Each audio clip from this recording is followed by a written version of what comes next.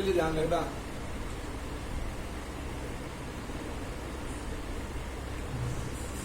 इसलिए कहा किसके दर से अपने घर के बुजुर्ग, इसमें दिमाग मत लगाना कि ये मेरे हैं या दूसरे के हैं। कोई जरूरत नहीं है पगफेरा कराने की हमारी, और गंदा हो जाएगा तुम्हारा घर अगर महात्माओं को बुलाओगे तो, क्योंकि तुम सब वहां महान आत्माएं हो चुकी हो, और जहां महान आत्माएं रहती है वहां महात्माओं की कोई जरूरत नहीं है। तो डॉक्टर साहब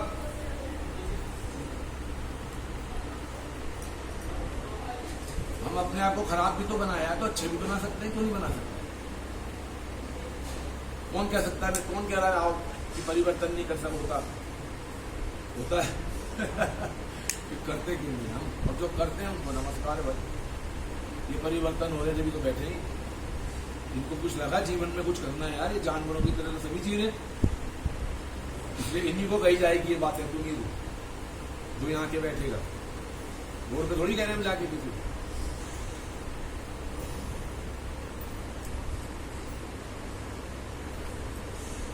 दर्शन से हमारे आंखों से जब हमें सकारात्मक एक बुजुर्गों के या एक जो हमारा हित चाहते हैं, वो दो गाली दे रहे हैं, कोई बात नहीं, गाली में भी प्यार है, ध्यान रखिए। सारी उम्र तुम्हारी भी सब पता चल जाएगा, फिर कहो हमारा बाप सही कहता था, तो पहले ही मान लेता। ये तो सारी दुनिया के लिए बदलने के बाद मेरा बाप सही कहता था, तो तुम तुम्हारे बाप के कदमों पे चलेगा, और जो चले जैसे भी चले तो आज उनके घरों में ठाट बाट है, कोई दिक्कत नहीं। क्या दिक्कत है? दो रोटी बाबा दे रहा है ना खाने में, क्या पता वो उन बुजुर्गों के भाग से दे रहा हूं। हम ये क्यों नहीं विचार करते? वही बात नहीं, कल तक भूल गए थे, आज से शुरू कर दो ना, दिल साफ करके सारा काम, सारे गुनाह माफ हो जाएंगे। मेरे पिता ने हाथ पकड़े के ये एका बोला, तुम 2 दिन में चले जाऊंगा मैं। यार तू लग जाए सर, मैं ओके, शरीर की सेवा नहीं करी, कोई बात नहीं। ये मांगी लाल जी बाग का धन्यवाद, हमारे पिता को जोड़ा तो आज दे दो, ये बगीचा मांगी लाल जी का लगाया बस।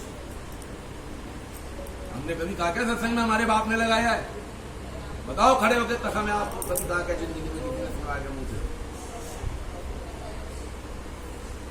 एक भक्ति कर लेता है ना तो उसमें वंश जातियां नहीं देखी जाती, उन्हें मिटा नहीं सकता कोई भी। मैं चला जाऊंगा कोई भी खड़ा हो जाएगा, ध्यान रखना। ठेका किसी का नहीं है कि मैं नहीं रहूंगा तो ये नहीं होगा, यह आप लोगों के सामने प्रैक्टिकल हुआ है। मांगी लाल जी को चिंता नहीं थी कि मेरे बाद क्या होगा, जो दूरंदर्शी संत थे वो मार्गदर्शक थे हमारे, बाकियों को चिंता ही थी, तो वो चिंता का भी समाधान कर दिया उन्होंने। बोलो सतगुरु महाराज की।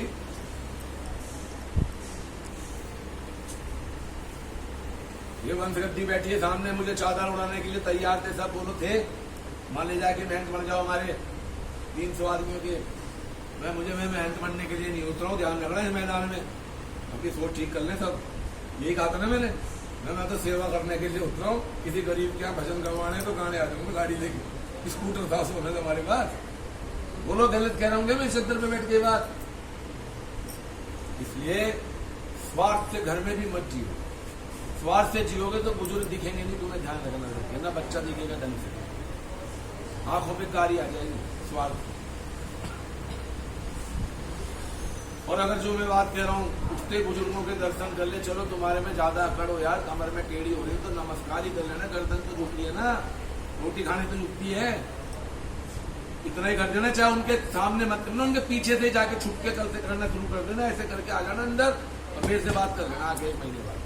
क्यों? क्योंकि उनका जो रेडिशन है वो सकारात्मक होता है, ध्यान रखना। घर का बुजुर्ग चाहे बेचारा काम नहीं कर सकता, कुछ नहीं कर सकता, सूखा पेड़ हो जाएगा वो, लेकिन आंगन में अगर छोट की तरह भी खड़ा है ना तो पक्षी भी डर के मारे नहीं आते, कोई खड़ा बांध दे तो वो बनाते हैं ना खेत में से।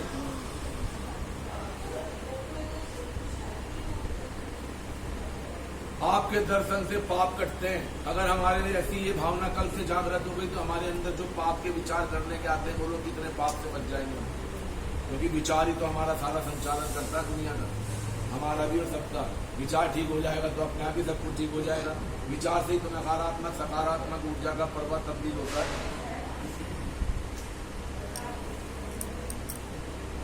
पद से हम थोड़े दिन पूछ सकते हैं, ध्यान रखना।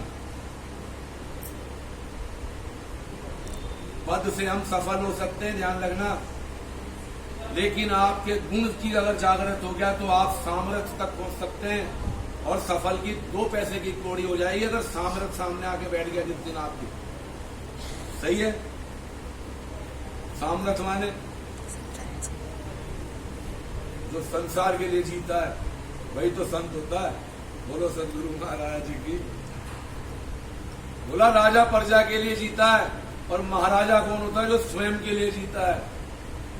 राजा प्रजा पे राज करता है और महाराजा स्वयं पे राज करता है। यह आध्यात्मिक के शब्द है, इनको जानना पड़ेगा। कोई जानने की जरूरत नहीं। भजन कर लो, शुरू कर दो, अपने आप हो जाएंगे सब पता।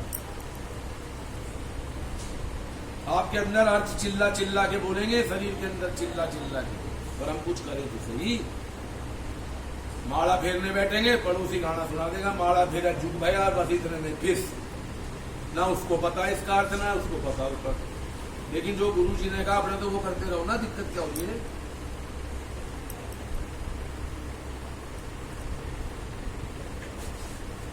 त्रिविधि ताप, 3 प्रकार के दुख है, 3 प्रकार के सुख हैं, शारीरिक, मानसिक और आर्थिक। और इन 3 सुखों के लिए जीवन भर अपना कलेश करके रखता है, और यही तीनों दुख देते हैं। तो पलटू साहब ने कहा एक नाम अमूलक मिल गया, प्रगट मेरे भागे जी, गगन की डार पपैया बोला, सोबत से मैं जागे जी, चिराग भरे बिन तेल बाती, नहीं दिया नहीं आगे जी। घास पलटू देख के मगन भैया तो छूट गया त्रिगुण। वो गारंटी ले रहा है जिंदा जल गया वो आदमी, पंडितों ने जिंदा जला दिया उनको।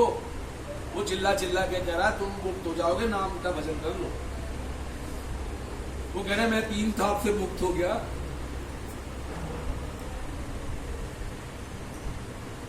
हमें चेताने के लिए जिंदे जल गए। कबीर मगर चले गए, छोड़ दी कहां से?